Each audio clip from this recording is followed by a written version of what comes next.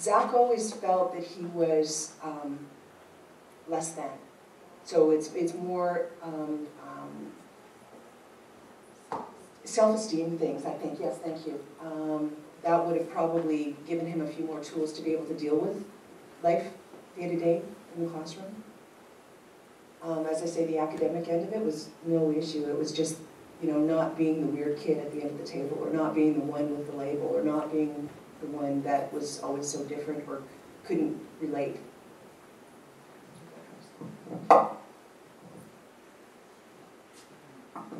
Can I ask you a question for a second? So when you're talking about things that people want during transitions, are you just talking about supports for the individual with autism, or are you interested in family? How facilitating the transition from school and MCFD into CLBC? Well, what I'm thinking, I work for REACH, and we're trying to come up with some services to help families before they get to 19. So what can we do when they're still younger to help prepare them for that transition time? So is it going to be skill-based, like teaching them cooking, teaching them about traveling? Is it going to be, you know, like what kind of things are missing that we could... So you're talking about what can you teach in the individual with autism, not necessarily supports for the family. Or how can we help the family? But we're thinking when they're younger, to prepare them for when they're older. Do you know what I mean? Right. So what can we do when they're 12 to 19 in that? Because right now it seems like there's not a lot of preparation being done for the transition that happens when they're 19. So we're wondering what kind of services could we provide for the family that would help them? It could be that we help the family with options or whatever. I have no idea. So for our family situation, I say our because my husband is sitting over here. We have a son who's severely autistic. So a lot of the things that were just described don't apply to him. He's actually very okay with who he is. What he needed was group home support and behavioral support, and then decisions for families around, you know, are they going to try and support an individual within their home? Is that even plausible? Will they be looking at a group home? What sort of group homes are available? What kind of supports are available to someone in an independent or semi-independent living? And I think one of the things that's greatly overlooked that I would say that as a family we did well is before our son transitioned, we went to counseling. And I think people often forget about themselves in the transition, that they're so busy preparing around, because you do. I've always said that raising my son is like playing a football game 24/7. There's always a plan, there's always something going on, there's always some sort of, you know, training and teaching, and everybody's moving as a team. Everybody in your family, everybody in your life. But I would say that starting for that adult transition and educating people as to what they're going to have to do. I mean, I have to say that we really started when he was 17. Finding out what the resources are, even providing people with just information, who to access, who to talk to. We were really fortunate to have an outstanding social worker at the time, and blessed that the social worker we got when my son went to CLBC had previously been his social worker when he was 11. So she knew his history. Getting your child's needs and history out to the individuals who will be providing you services is important, because as you move from the school system or services through MCFD to CLBC, you're meeting a whole new group of professionals who, in most cases, don't know your child, don't know their needs. And as everyone here knows, someone with autism, it's a wide spectrum.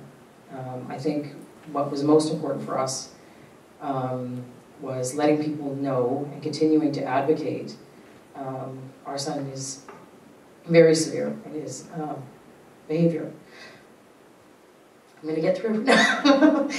But we've had a very excellent outcome.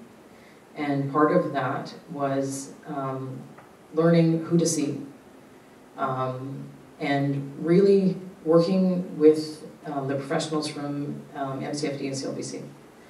And I think for a lot of families, just knowing when to start accessing that, when to start talking to their social worker about, you know, there's all kinds of things you don't consider.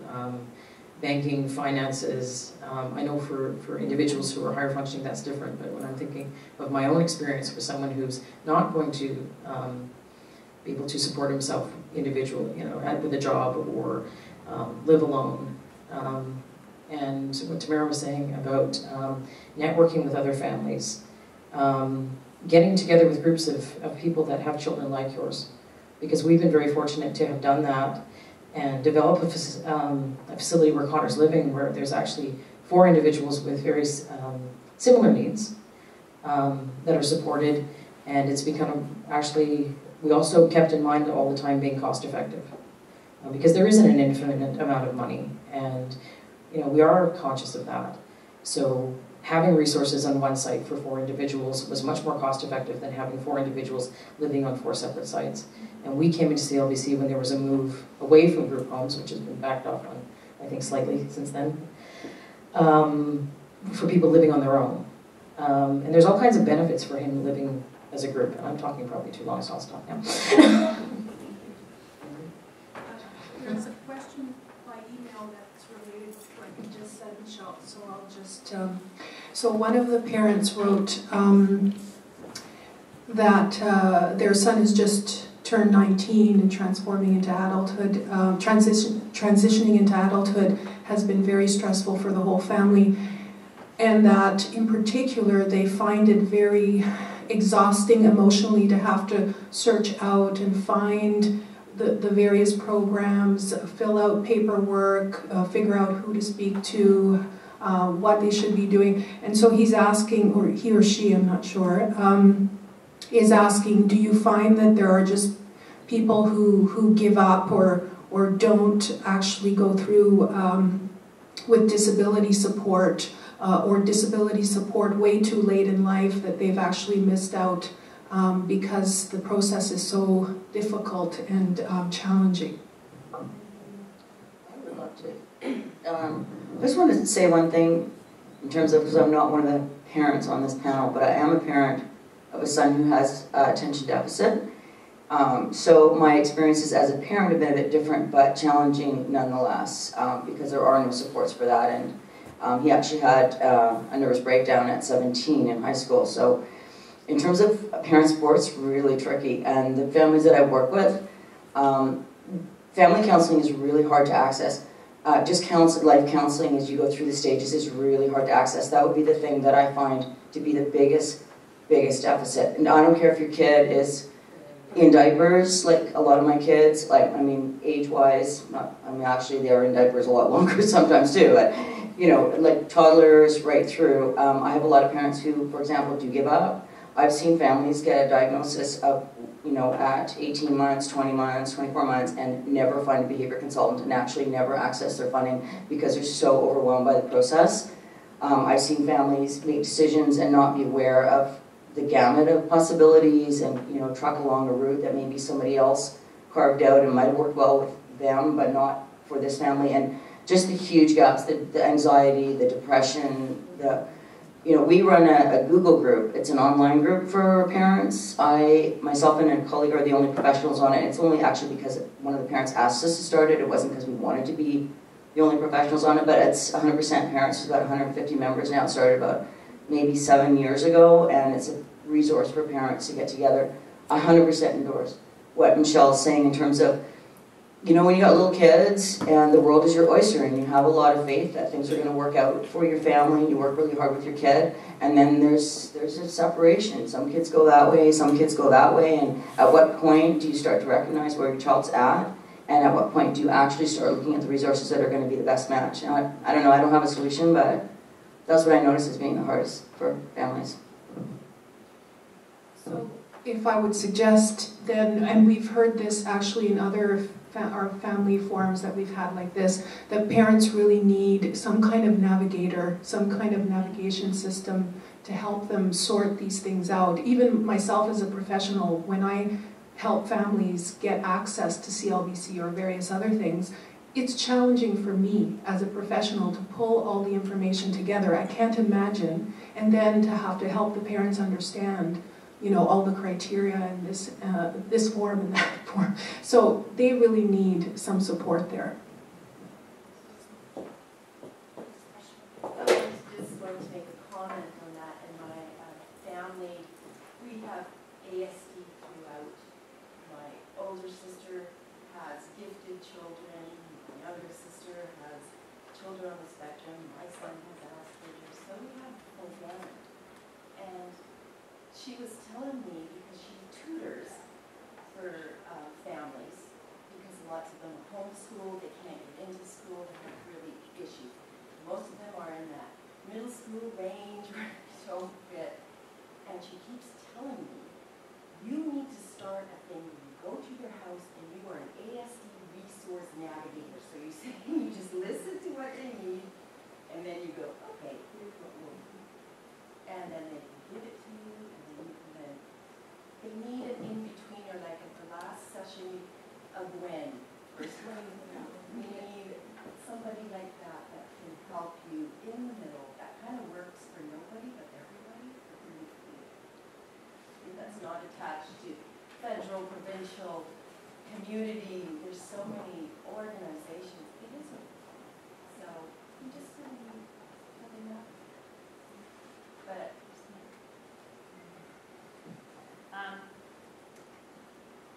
a little bit your question, although not necessarily what, giving you ideas of what to do.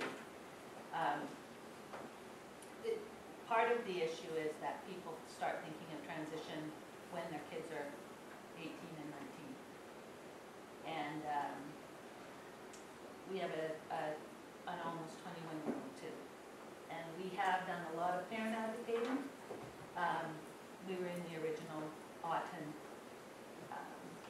litigation that ended up with money for kids under 6 years old, and then with money for kids over 6 years old, and the HUCO litigation that got some response from school districts for the needs of kids, and Mr. Bailey's comment about continuing that course because our kids are going to be adults and they need some legal protection as well. And so we do have to stay there, but the other comment is it is exhausting. It's exhausting and it's onerous and it's all of those things.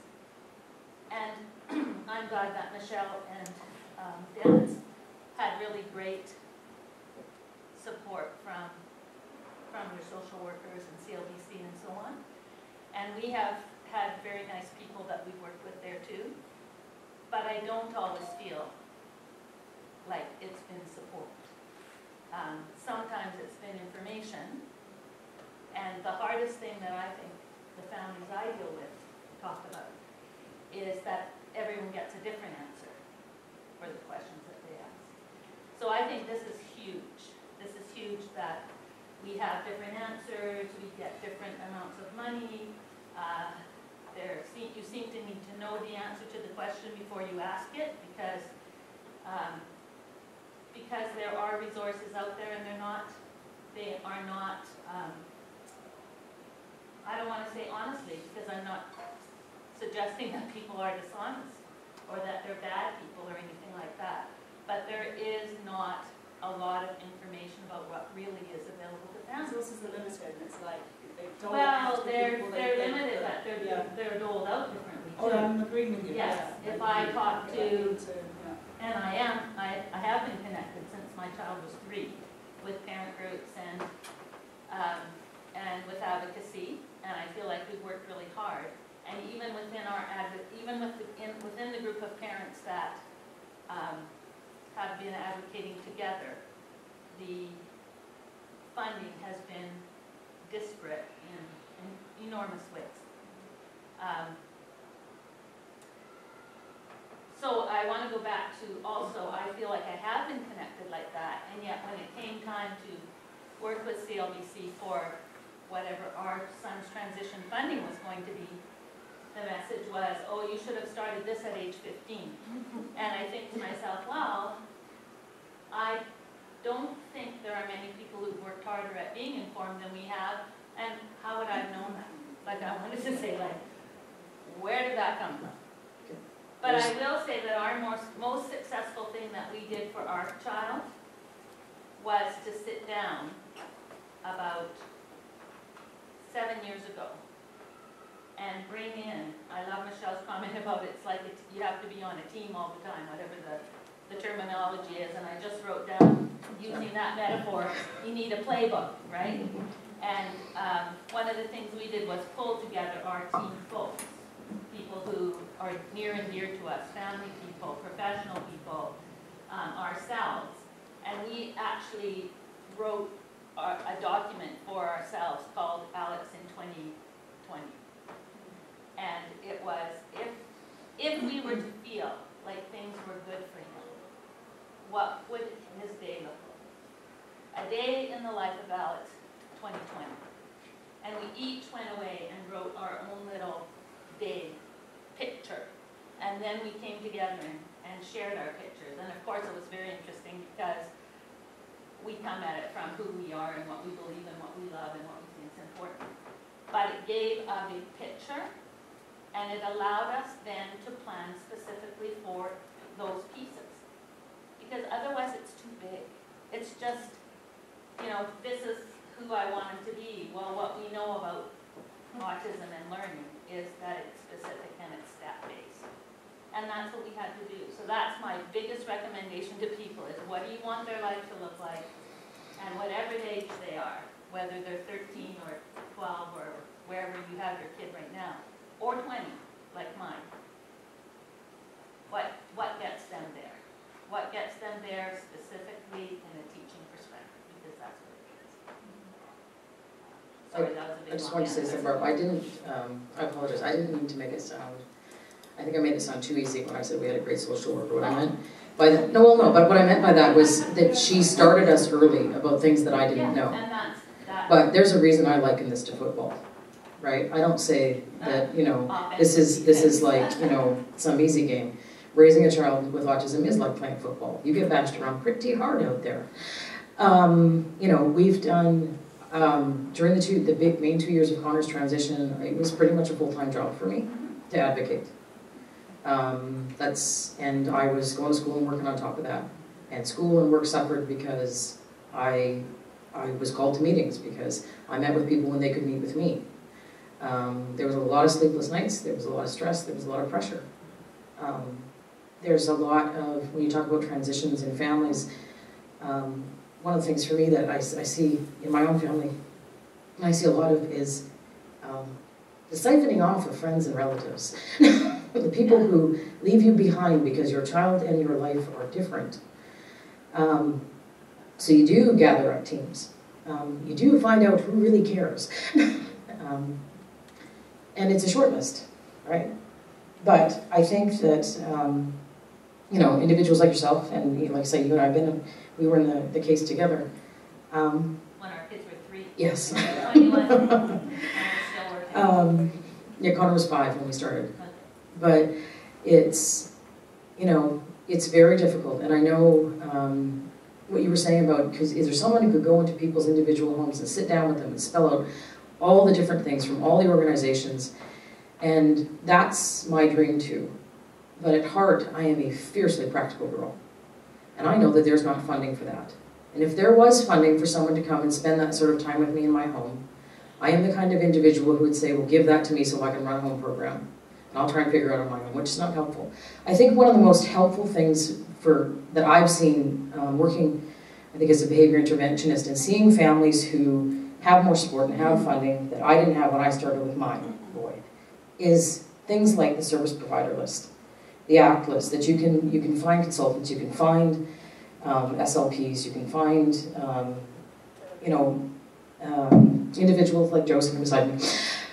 And there was none of that when we started. We were on the internet, we were importing consultants from the States, we came upon the behavior therapy we chose by accident through a friend who was a preschool teacher. I would like to see, and I know it's not a total answer, but I think it's a cost-effective answer, more of those things. You know, where parents can actually sit down and at home, when you, in the middle of the night, when you finally get your kids to sleep, and go through the service providers list and see recommendations and see those sort of things. And I'd like to see more of that as a concrete thing, where I know I was here on the 8th for the mental health one. I'd like to see a list of psychiatrists who work with people with autism. Because my son can't be treated by just any psychiatrist, he's nonverbal, right? So you need a whole skill set. And what we did was bounce around in professionals trying to find someone who knew. And then when we found someone who knew, it's like the miracle. Oh, you understand, you've worked with these sorts of individuals, here we go. So I just always have that, is that I've seen new families who, their lives are hard. And I don't mean to take away from that, but it's not as difficult as it was before funding and before these lists. I just think it's a very cost-effective way of doing things. And it's not the answer for everything, but it certainly can put people on the right track. That we then also look at what other supports, like through this study, that people need, like counselors, like psychiatrists, and start developing lists of reliable professionals that families can access and further develop these things. Actually, there were a couple of things that I did want to comment on. I want to go right back to one of the beginning questions for this portion of the conversation, which was from you about, what kinds of things, and I'll speak from experience as a parent, about a couple of the things that weren't within the realm of things we had access to when my son was in high school, and we were thinking about the future. What kinds of things I think now, looking back, may have been helpful. And as Michelle noted, it's a spectrum. People are all, along the continuum with different support needs, and they each bring their own different, gifts to their experience as well. For my son, I really think, in retrospect, some focus around access to employment, and although there was some of that thought about at school, recycling and putting flyers on the cars in the parking lot weren't the kind of work experience he needed, but it was what the school was imagining was possible at that point in time.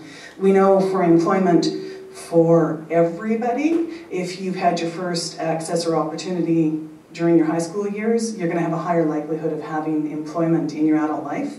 We also know that for all youth who have access to employment, it's usually through some kind of networking. How many of you ended up with your first job through someone you knew, or a family member, or word of mouth? And we know that to be true for kids who have a full range of support needs and disabilities. My son has some fairly exceptional support needs, and it wasn't until he was in his early 20s and I navigated something that he ended up with a little bit of access to employment. And it started originally as a volunteer position, but he's only able to manage it 45 minutes to an hour, or on a really, really good day, maybe an hour and a half with an hour break in between.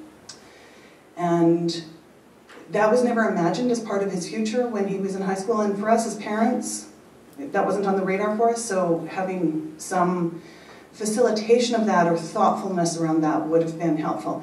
Now, his employment is quite unique, and what matters to him about his employment is going to the employment location and the fact that he gets to sometimes have lunch with co-workers, which has also been a really, really important learning skill. Having your own lunch and not everybody else's, and those kinds of things.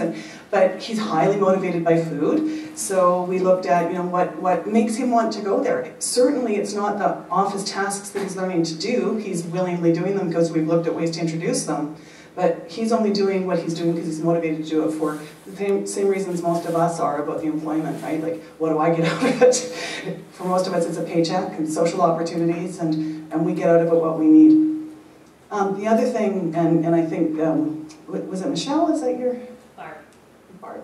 Your comment around the idea of planning to the future. For my son, and it was before CLBC existed, and of course we did have a social worker through MCFD, we didn't have a planning opportunity through that avenue, and I was fortunate to network with some other families who had explored an approach to planning called PATH, or Planning Alternative Tomorrows with Hope, which is a way of bringing together a group of people who really have an interest in the individual and their network, and thinking about in the future, and what does an alternative tomorrow look like. And so I think for families, having an opportunity to think about planning, but not about filling out applications and what services exist, but thinking about what does a good life look like and what are the things we need to get there. And for some youth it's going to be accessing income supports for persons with disabilities. For some people it's going to be filling out applications for post-secondary. For some people it's going to be about applying for adult services for persons with disabilities. But the whole idea of planning to the future that you want to have and then looking at what are the resources and supports that you need to do so. But not doing it in isolation and not doing it based on what you know is available at the moment, but on what is it that you need and how do you get there, and then exploring the kinds of resources that exist.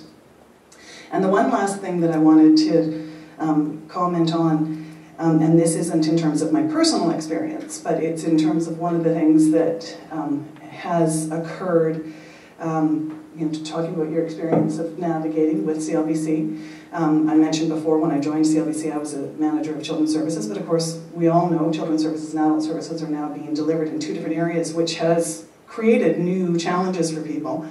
And family groups were very concerned about that, and government heard a couple of years ago about some of those challenges.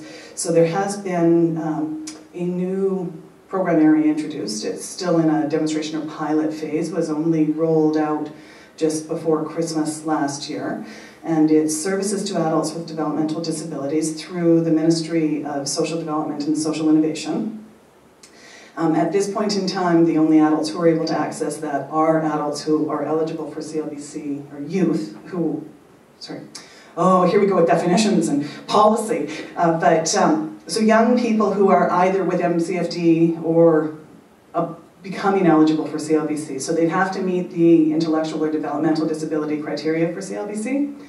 But services to adults with developmental disabilities is running some early implementation sites to test out the project, and exactly what they have is a navigator who works individually with the youth and their family to assist them to navigate the myriad of services. They're actually called navigators, and they're at early implementation sites. There is one located here in Surrey. There's 3 others for youth in the province, and there's one other pilot that is just launched, and it is for older adults, because there are a lot of families who have sons and daughters who've never accessed CLBC services, but they've always lived with a disability, or they're people who've been served by CLBC over time, but they're transitioning into aging period of their lives. And so the other navigator site in Burnaby is focusing on older adults. But government had very much heard that families were finding the navigation from children's services to adult services very complex. So they've implemented this as a potential opportunity to address some of that navigation challenge people are experiencing. Sorry, I just wanted to, the people in Vancouver, there is a group called Vancouver Parents Transition Group. I don't know if anyone's heard of them, but they meet once a month, once on the west side and then on the east side, and they explore a lot of the issues that we're talking about here. It is just for kids in high school that are transitioning into, into adulthood. So a lot of the stuff that was sort of touched on seems to be what they talk about. I've only just started going, but it's excellent. For anyone who has information that would be helpful to other families, we post it on our resource page on our website. Okay. So if you want to send it to us. Okay, so the children, okay. I would just like to add to some of the comments that have been made here. So I'm talking from a parent's perspective at this point. Both my sons qualify for services from CLBC. So we did go through that transition from high school and into the CLBC system. And both my sons qualify under the newer program of having IQs over 70. Now, I found the process awkward and difficult, but we did get through it, and my sons do have services now. But what I find is that although the various individuals that come into our home and provide support are wonderful people, the skill sets that they have are inconsistent. And my sons qualify for 2 areas of support. One is community services. So this is where you take the adult person out into the community and participate in activities that they enjoy. And the type of skills that are required to do that are very different from the other support areas that my son has, and that is in life skills. And for life skills, you need somebody who can be a teacher and somebody who is actually skilled in those areas that need to be taught. So what I found was that the support workers would come into our home and my boys needed to learn how to, let's pick something, clean the bathroom. And, and the bathroom, after the support worker was there, would be in as bad a shape as it was before the support worker arrived. And all it did was reinforce to my sons that the state of the bathroom was okay, when in fact it wasn't. It needed to be cleaned. And so I have been disappointed in that lack of consistency in standards being set and expectations being very clearly understood among the service providers. So I'd just like to add that.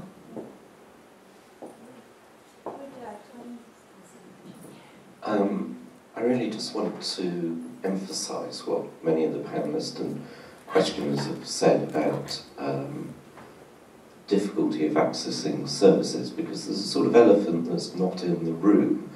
The group of people who've turned out this afternoon are highly articulate, intelligent, and very well motivated, and everyone has had a tremendous amount of difficulty identifying services, organising them. I see a lot of families who don't have the same amount of get up and go or as savvy at negotiating the system, and really it's not acceptable to have a system where only if you've got a PhD in autism can you access services. That's setting the wrong bar. We need to have a system where parents of average or below average abilities to do all of these diverse range of skills can still access appropriate services.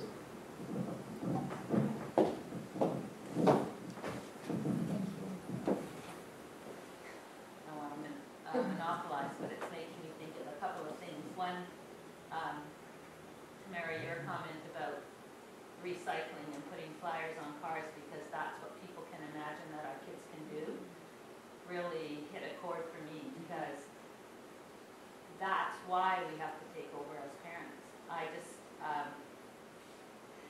The ability to see our kids' abilities rather than their disabilities is so important. I have a very challenged child verbally as well, who has learned to do a whole bunch of things that people are always surprised at.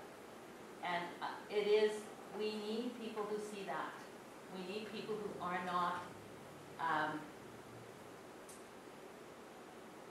who don't think things are good enough for our kids, and any, as they shouldn't be for any other kid. So, Carol, when you were talking, and I know you said your organization is for people who only need moderate support, it's still a lovely model for a different, a different level of opportunity, I guess, because I think that my kid would be all the things that you described for a company. He'd be happy to go and to do the tasks and all those kinds of things. He doesn't fit your criteria, but he still fits your model if we could expand it to something else. And so I guess I'm very encouraged to hear that, because I think that there are families, like you were talking about setting up business and self-businesses and things like that. If we had the same framework, we could do that. Like I believe we could do that, and I want people to imagine that all kids can do what you're talking about. And we would agree with you Yes. wholeheartedly on that. Yes. Absolutely. I'd like to add something to that, please. If the training can start thoroughly at the school level, because this is the piece that is missing. Working skills should be trained at school, not start at the age of 19.